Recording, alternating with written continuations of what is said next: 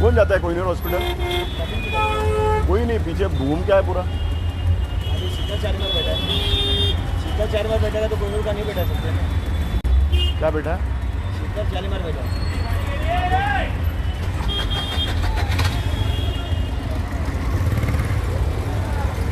आपण पाहतोय या ठिकाणी कोहिनूर हॉस्पिटलला जाण्यासाठी कोणालाही विचारणा करा, कोणीही नकार देतं. वाहतूक कोहिनूर हॉस्पिटल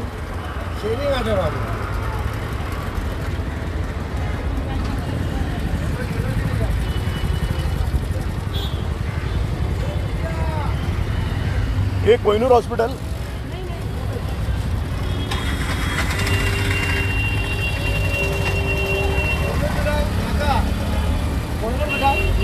कोहिनूर हॉस्पिटल हाँ शीतल का मनी, शीतल का शेअरिंग बैठाते चलो डायरेक्ट वाला चलो.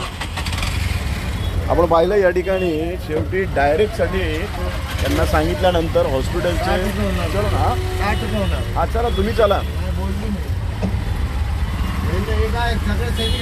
बघा ओव्हरसीड बघा, कुर्ला वाहतूक पोलीस जाणीवपूर्वक या सर्व गोष्टींकडे डोळेझाक करते. नागरिकांना, ज्येष्ठ नागरिक असतील, हॉस्पिटलला जाणारे असतील, कुर्ला पोलिसांना रिक्षावाल्याची भीती आहे. हिंमत नाही की रिक्षावाल्यांवर येऊन कारवाई करावी. अशा प्रकारे कुर्ला वाहतूक पोलीस घाबरतात. बेशिस्त प्रकार प्रचंड मोठ्या प्रमाणामध्ये सर्वच बाजूला पाहायला मिळेल. भाडं नाकारणं हा यांचा कोणताही अधिकार नाही, परंतु इथे भाडी नाकारली जातात. निवांतपणे हे मोबाईलवरती बसत बघा, प्रत्येक ठिकाणी तुम्हाला हा कसा बसलाय बघा.